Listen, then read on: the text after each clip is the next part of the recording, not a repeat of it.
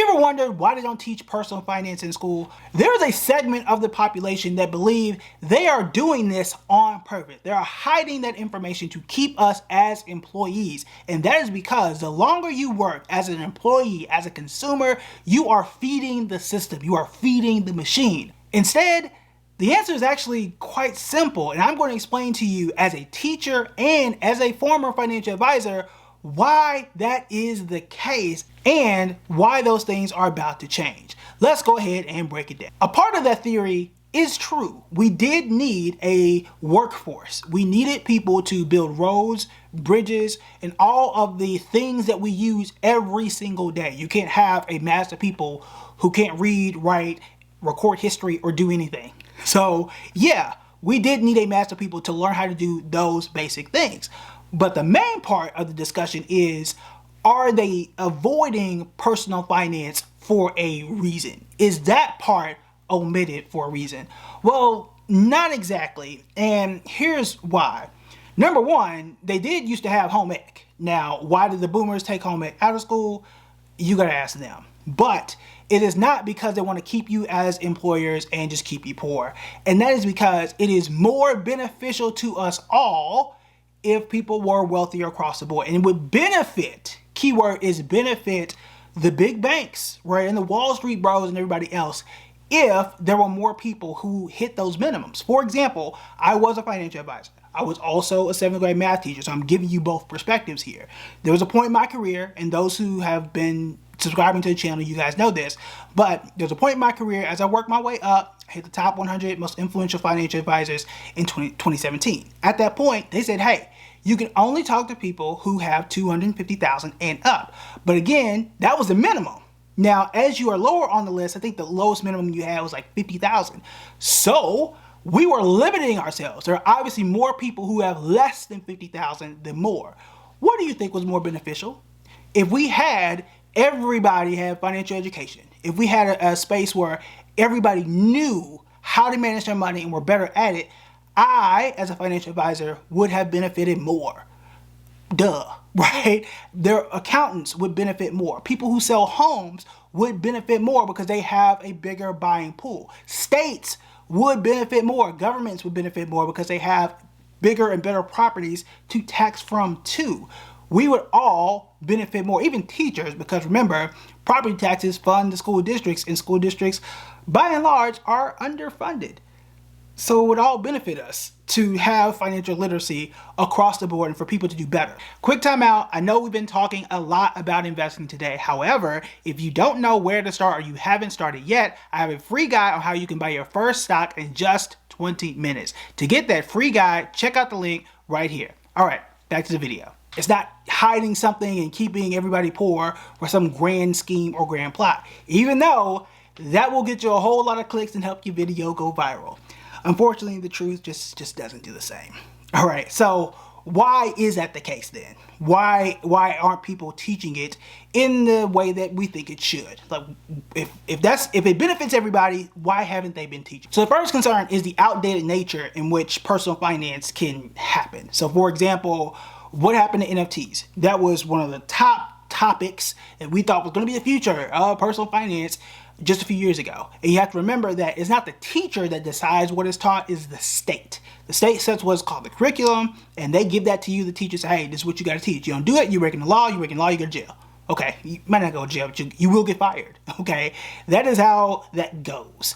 And you have to really sit there and say, all right, this is what we're teaching today, and it's up to the teacher to make it creative and all that type of stuff. But that is how that goes. Well, again, let's think about NFTs. That was who at the state is going to make sure that is going to be in the curriculum or should not be there. And if it was, that was something that was outdated within a year or two. What about crypto? Who's putting it in there? How much of it should be in there? And would they have put it in there soon enough for it to be relevant for students? But this is the part I would argue even more. Students are going to be in high school up to age 18, unless you're a genius and you make it at 16 or something, right? Well, by the time that you do that, there are some skills that you are very unlikely to use until 20, 24, and sometimes even 30 based on data. For example, Buying a house, or at least knowing the process for buying a home, is important. The median home buyer today is closer to like 30, right in the 30s. I'll put the exact stat somewhere on the screen. Well, if I sit here and spend an entire 2 weeks or 3 weeks going into the deep details of buying a home, and you are 18, and you don't use that information for the next 18 years, number one, are you going to remember every single part of buying a home 18 years later? Number one. All things are going to happen in the next 18 years. Are you still going to remember that? That's assuming you take it at 18. You can take it at 16, right? Number one. And number two, is everything about the home buying process still going to remain the same in the next 18 years? The cost of a home can go up and blow up everything that we believe about buying a home. Back in my day, right, you were supposed to save 20% for a home. Ain't nobody doing it today because home prices are above $400,000 for the median home in America. That is something that you're like, all right, well, is that something I should teach? Now, budgeting, saving, credit scores, I think that is something that is still going to be relevant. That's why I believe more in just-in-time teaching, meaning what are the things that teens need right now and are likely to use versus something that you're probably not going to use until your first full-time job in your early to late 20s. For example, basic investing and how investing works, meaning just how to buy a stock, what does it mean to make money in the stock market and compound investing, that makes sense, right? The limits for 401ks change often, right? Every 2, sometimes 3 years. So most 18-year-olds aren't going to have access to a 401k the minute they get out of high school. Sometimes it could be 22, 23, 24 before they get their first 401k.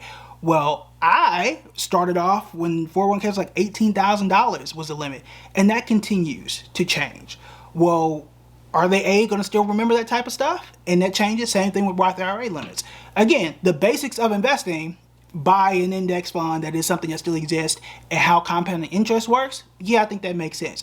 What about taxes and tax laws? We are in the midst of changing tax laws right now. A lot of the stuff you can learn can absolutely be outdated. So those are some of the things that are concerns as to we might not want to teach personal finance today because a lot of that stuff can be outdated. Another concern is teacher confidence because yes, this is the part where things start to get very murky. Again, budgeting, savings, credit, I'm all for it, right? I'm all for teaching personal finance across the board, okay? I'm still for teaching personal finance. You're not going to hear me say nothing otherwise, okay? However, let's go back to 2021, meme stock land. All right. If you are the teacher talking about personal finance, you got a bunch of kids who might have saved up a little bit of money. Hooray. But they've got access to Cash App. They've got access to other apps because they are of age. They're learning how to invest because they're in your class. And let's say the kid who wasn't paying attention decides to buy something and loses their life savings, their $300, $400, $500, and now parent is upset. Are you now held liable for that? Not every topic is as cut and dry as budgeting and savings, right? You just, once you hit zero, you have none, or you go negative, right? Understanding how to analyze the stock market is a little bit trickier. And again, how do you do that with kids who aren't all the way fully developed in their decision-making process just yet? I'm not entirely sure. But again, when it comes to taxes, investing, crypto, all of those things are just a little bit more complex, and not every teacher is equipped to do that because in many cases, going back to funding that I was bringing up, there are some, right, who are interested, ready, capable to do it. There are some teaching programs that help teachers to do it. I have been in those who help those teachers do it. So there are some programs out there, and people like me who taught math, who have a background in economics, we good, right? I would have loved to have taught personal finance, that I didn't offer it at the school I was at, but I would have been able to do that. The places that can't bring in someone to specifically teach personal finance, what if it's just a random reading teacher that doesn't have a true background, that doesn't really know, but they have to do it because the school mandates it? Half your day is reading, you teach 2 blocks of personal finance. Are you confident and competent to do it the way that it should be? How is that supposed to work? These are the actual logistics behind what really happens in a school. Then we move into the last part, which it gets a little hairy, which is the standardized test.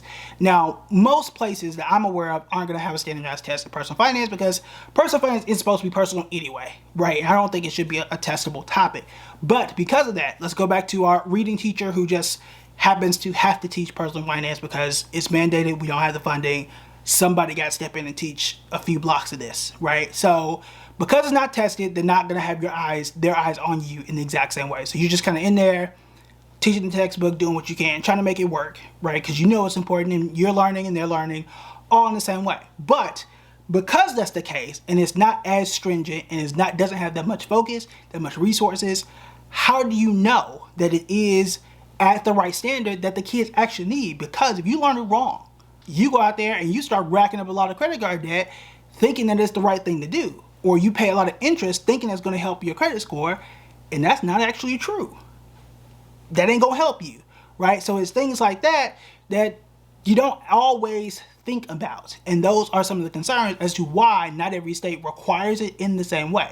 Now thankfully, many states are adding it. Several years ago it was only 8 states, and now we're moving closer to like 20 to 23 states are adding personal finance. But those are the true concerns. Now, should we do it? Should we still add it given all these concerns? Yeah, I would say it is better to try than to not try at all, because given all the statistics, even 85% of high school kids are asking for personal finance. So yeah, I am for adding it, right? And as we continue to grow in adding it, it's only been, 10 years or so, it is better to start it and learn and grow from it and have programs to teach people and add funding for it specifically than not doing it at all. But the main thing is, I'm glad we're adding it. It is better to have it. Will it be perfect? No. I think personal finance is something that is continuous. It is not something that you just take once in high school and that's going to cover you for life. And I think that is perhaps the most important thing. There's so many people complaining on the internet, I wish I had learned investing over, long division or something crazy. I wish I learned this thing over history or whatever. First of all, you want to learn all of those things. Those things make you a well-rounded person, okay? Math and science are important, but it's not the only thing in the world. But the main thing is, it's something that you learn and you continuously build. You continuously grow as you learn as an investor, as a person, as someone who is learning about money. And that is the key here. But no one is truly hiding it from you. This channel exists, books exist, and everything in between. If you want to learn more about money, including some of my favorite resources on how to start investing, then check out this video right here.